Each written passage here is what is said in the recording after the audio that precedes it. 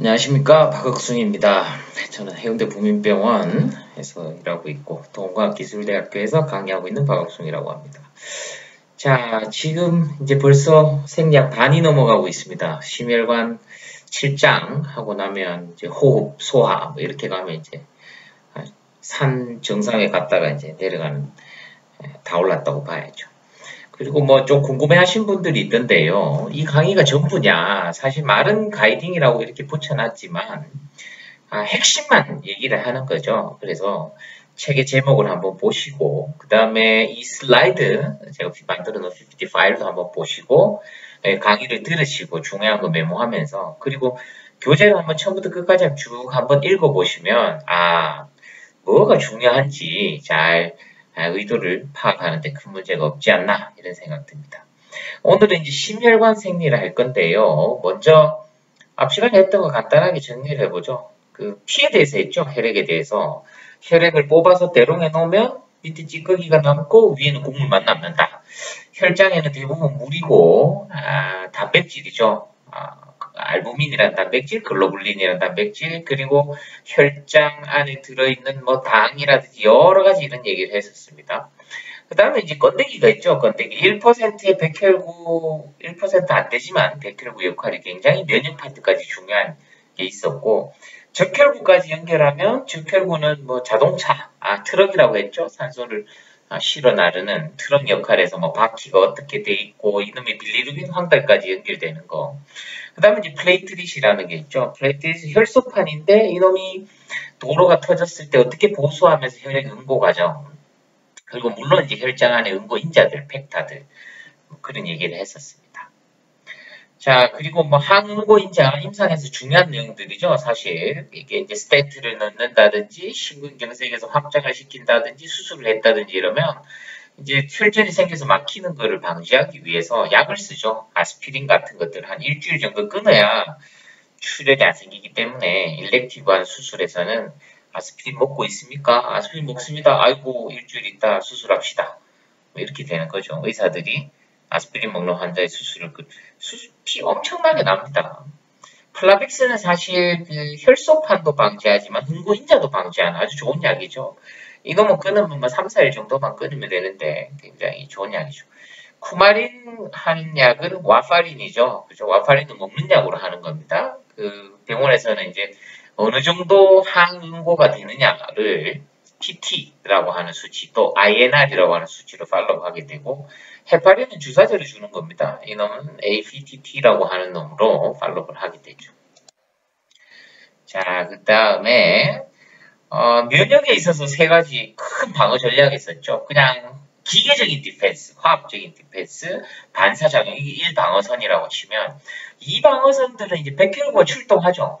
호중구, 뭐 호상구, 뭐 마크로셀, 랭케이서 이런 거 쫙 해서 염증 반응이라는 이제 화학 반응 이런 것들을 막 시작합니다. 전쟁터가 되는 거죠. 고름도 나오고 막 찌꺼기도 생기고 제일 마지막 과정은 이제 림포사이트를 하는 놈인데 두 가지가 있댔죠. T 림포사이트, 그 다음에 B 림포사이트.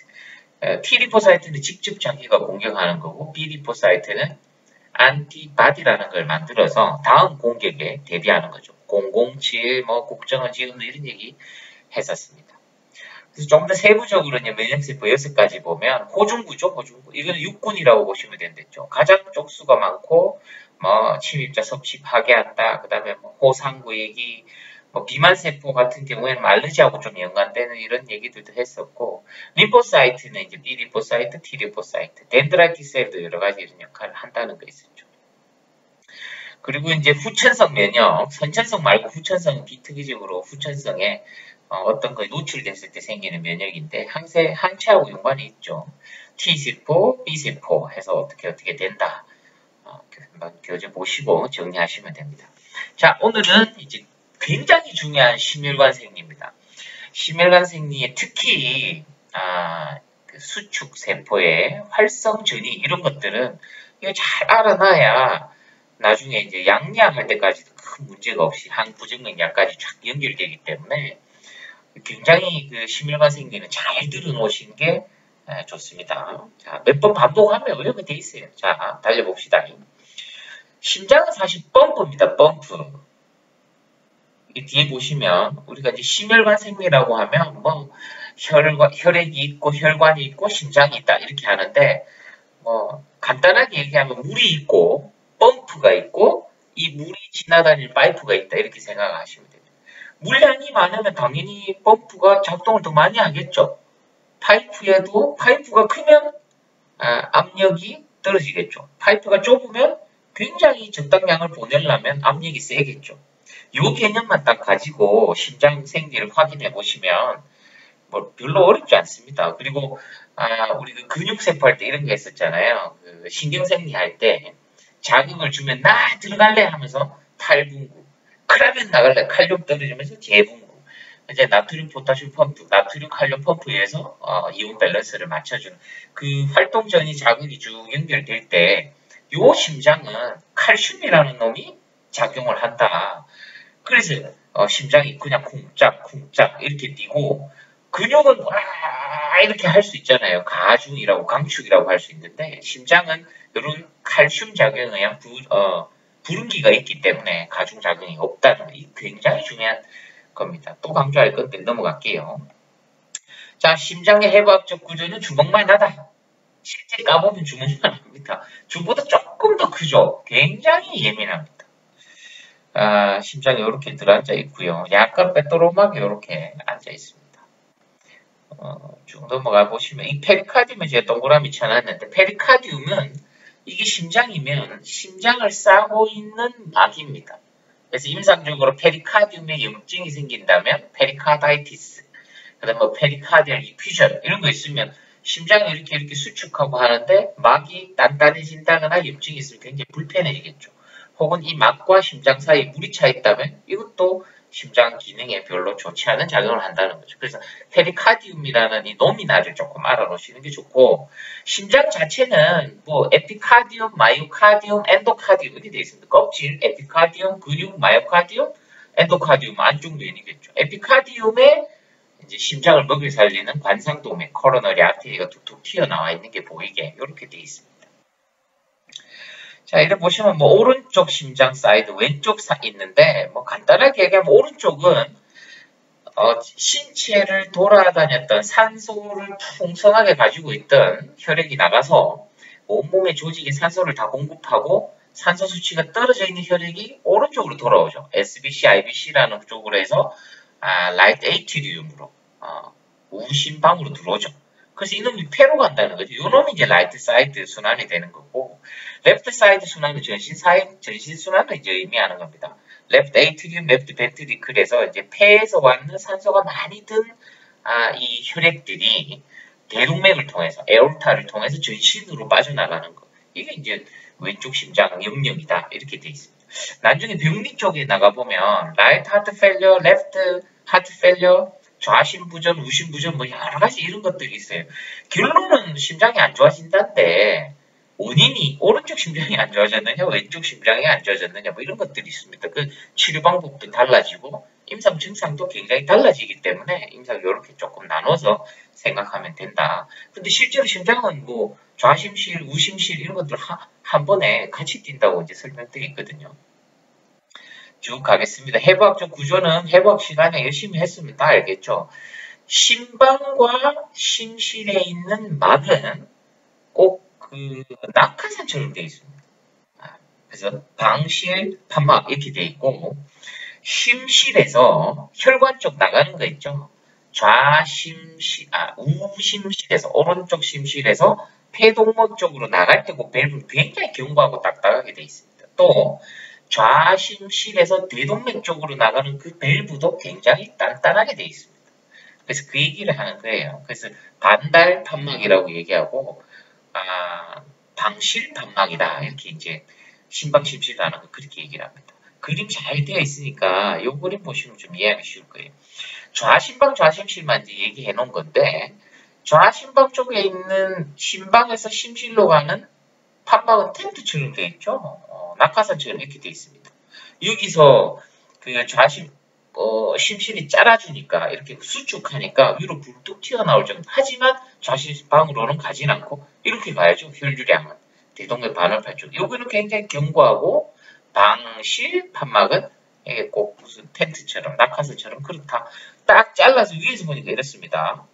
레프트 쪽에 왼쪽에 좌심방, 좌심실 쪽에 있는 놈은 2000반 바이커스피드 밸브라고 해서 마이트랄 밸브라고 얘기하고 우심방, 우심실 이쪽에 있는 걸 트리거 스피드 밸브라고 해갖고 이렇게 되어 있습니다. 위에서 보면 이렇고 요거는 이제 심근이 심실이 수축에 있을 때 이렇게 보이겠죠. 하나는 대동맥 쪽으로 가는 거고 하나는 폐동맥 쪽으로 혈류량이 나가는 모양입니다. 반대로 이제 심실이 늘어났을 때 밸브 모양을 이랬습니다. 텐트가 축 처지면서 밑으로 툭 떨어지죠. 중력을 생각해 보시면 됩니다. 심방에서 심실로 오는 혈액은 그냥 이것만 열리면 툭 떨어지는 거예요. 그래서 실제로 심방이 수축하는 건 20%밖에 되지 않는다는 거죠. 그냥 자연스럽게 떨어집니다. 그래서 임상에서 심방은 arterial fibrillation이라고 해갖고 심방 세동 빼고는 크게 이렇게 생각을 잘 안 해요. 심실이 문제라고 생각을 많이 하죠. 왜? 심방은 뭐 혈액이 80%는 그냥 자연스럽게 떨어지니까요. 수축은 20%밖에 안 합니다. 심방 세동 이렇게 있으면 피는 멈추면 굳거든요. 그래서 혈전이 생길 수 있기 때문에 심방 세동 이런 것들은 임상적으로 보지만 뭐 심방의 압력이 어떤 이런 얘기 별로 없습니다. 거의 심실 얘기다. 그래서 요거는 심방에 이제 축 이완돼 있죠. 심실이 이완되면서 심방에 혈액이 찰 때, 차갑고 밑으로 떨어질 때, 그 밸브가 어떤 모양이냐 얘기입니다. 그래서 이렇게 돼 있습니다. 견고하게 닦여 있고, 중력에 의해서 심방에서 심실로 떨어진 것들은 꼭 이렇게 밑빠진 독처럼 이렇게 되겠죠. 위에서 밑으로 쑥 내려가는 거죠. 굉장히 그림이 잘 돼 있어서 넣어놓은 겁니다. 또 이제 심장의 특징은 뭐 손으로 움직이는 거는 머리에서 이렇게 자극이 내려와서 내가 움직이는 거지만 심장은 지가 알아서 움직인다는 거죠. 그래서 흥분성과 수축성이 있다. 한번 읽어보시면 자율박동세포 페이스 메이커입니다. 메이커 뭔가를 만든다. 페이스 달리는 거를 만드는 놈이 있다. 그래서 바깥쪽에 삽입하는 걸 페이스메이커라고 보통 많이 하지만 심장 자체에는 수축해라, 뛰어라 이게 자동적으로 돌아가는 페이스메이커가 있다는 거죠. 그래서 여기 보시면 책 쭉 보시면 마치 하나인 것처럼 거의 동시에 수축한다. 그리고 뭐 스탈링 법칙이라고 해갖고 심장이 혈액이 들어와서 물들이 많이 펌프로 들어오는 물의 양이 많아지면 많아질수록 펌프가 꽉 충만하게 늘어나면 늘어질수록 심장 근육이 확장될수록 좀 더 세게 수축을 하더라. 뭐 이런 게 스탈링 법칙입니다. 그래서 실제로는 뭐 135 정도 확장됩니다. 그리고 65 정도 볼륨 놔두고 수축을 하죠. 그래서 70mm 정도가 한 번에 심장 수축을 쪽쪽 종이컵 반 정도 된다고 보시면 돼요. 종이컵 150mm니까 반 정도가 쪽쪽 나간다 이렇게 생각하시면 됩니다. 뒤에 또 나오니까요. 자, 심근의 수축과 자율박동세포. 이게 이제 굉장히 중요한 건데, 자, 이제 정신 바짝 차리고 본론입니다. 심근의 수축세포 한번 보시면, 보통은 이제 비교를 해보자면, 일반 근육과 신경은 밑에 안정막전이 마이너스 80 정도, 90 정도에서 나 들어갈래, 탈분구, 나 들어갈래, 탈분구, 나트륨이 들어오면서 탈분구, 칼륨이 칼라면 나갈래 하면서 재분구, 그 다음에 나트륨 칼륨 펌프에 의해서 이온의 그걸 맞춰준다고 했잖아요. 그죠?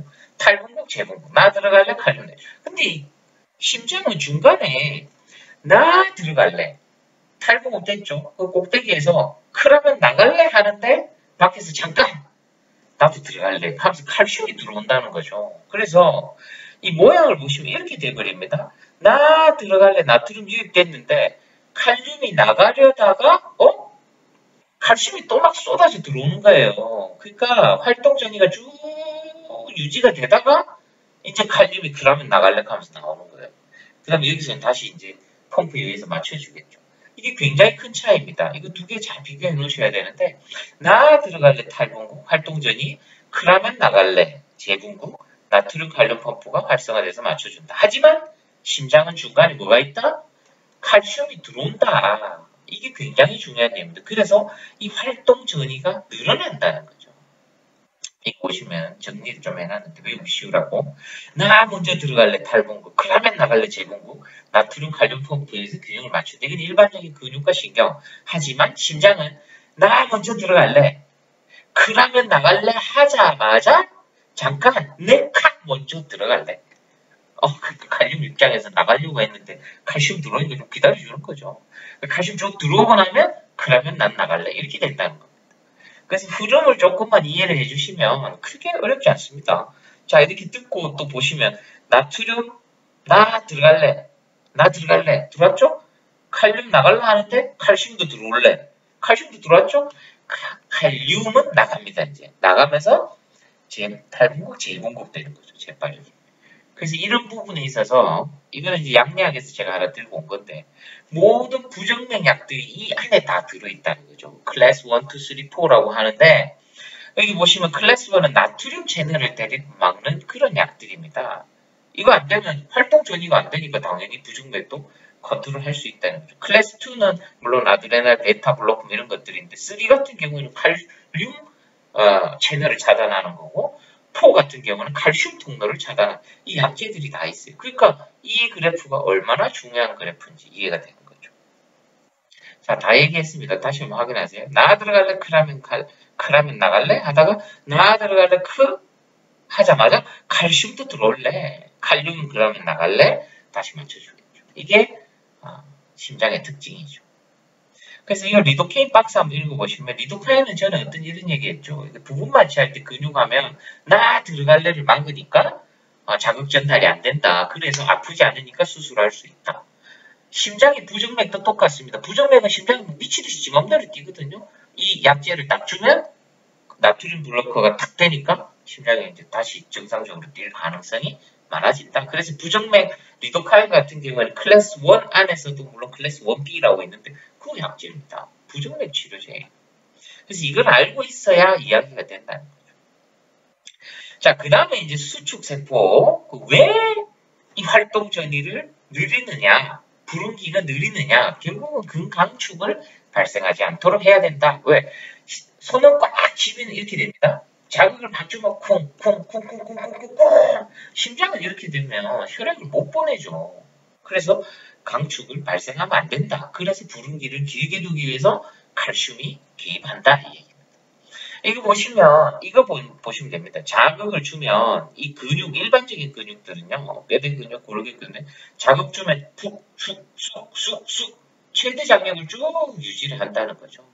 그게 강축이 생겼다는 건데 심장은 부름기 때문에 그렇지 않다는 겁니다. 이게 뭐 때문에 그렇다? 칼슘 이온 때문에 그렇다. 자, 그 다음에 이제 자율박동세포는 처음부터 신호를 주는 놈입니다. 처음에 신호를 주는 놈인데 이 놈도 칼슘이 작용을 하더라. 여기 보시면 보통 나 들어갈래 하면서 탈분국 되잖아요. 가다가 나트륨보다는 칼슘이 싹 유입되면서 하나의 박동원 활동 전이 이온들이 이렇게 그러니까 칼슘 들어오고 난 다음에 칼륨 나가면서 다시 제자리로 돌아온다는 거죠. 그래서 크게 뭐 자율박동세포나 수축세포나 다르지 않다고 보시면 됩니다. 물론 나트륨 갔다가 칼륨 했다가 칼슘 들어왔다가 이렇게 되지만 뭐 자율박동세포도 칼슘이 지대한 영향을 하고 있더라. 이렇게 이해하시면 돼요. 그리고 이제 심장 같은 게 이제 전기적 자극을 줘서 수축을 하려면 이 전극이 뜩뜩뜩뜩 가겠죠. 이게 자극 전도가 되는 그 포인트가 있는데 그걸 SA 노드, AV 노드, FV 번들, 풀킨제 파이버 이렇게 얘기를 합니다. 그리 보시면 쉬운데 이게 SA 노드입니다. SA 노드. 그러니까 사이노 아트리얼 SA 노드. 그 다음에 아트리오 벤트리클 AV 노드. 그 다음에 아트리오 벤트리클러 번들. 그다음에 풀킨제 파이버 이렇게 돼 있는데 SA 노드, 뭐 병원에서는 SA 노드, AV 노드 이렇게 그냥 얘기하거든요. SA 노드, AV 노드, AV 번들, 그 다음에 히스 번들 이렇게도 얘기합니다. 풀킨제 파이버 이렇게 돼 있습니다.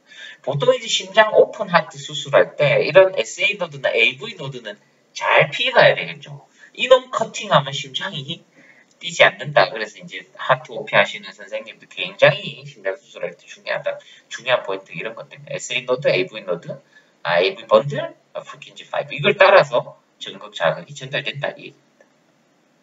그 다음에 이제 심장에 신경이 딱 있는데 내 맘대로 심장이 뛰진 않잖아요.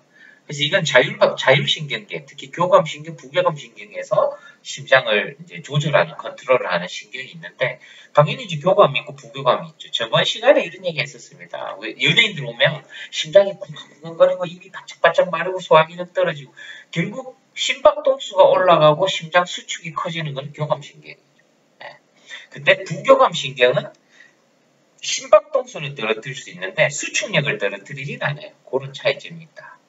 그래서 교감신경은 하여튼 혈압이 올라가고 맥박수 올라가는 데 영향을 미친다. 부교감신경은 박동수만 조금 조절을 한다. 이렇게 이해하시면 됩니다. 자, 그 다음에 이제 심전도가 있는데 강의가 조금 할 말이 많아서 그런가 여기까지 하고 심전도는 요 뒤에서 심전도 굉장히 중요합니다. 심전도 하고 심장 관련된 심장 컨트롤을 어떻게 하는지 혈압 조절은 어떻게 되는지 쭉 짧고 간결하게 그렇게 설명드리도록 하겠습니다. 여기까지 하겠습니다.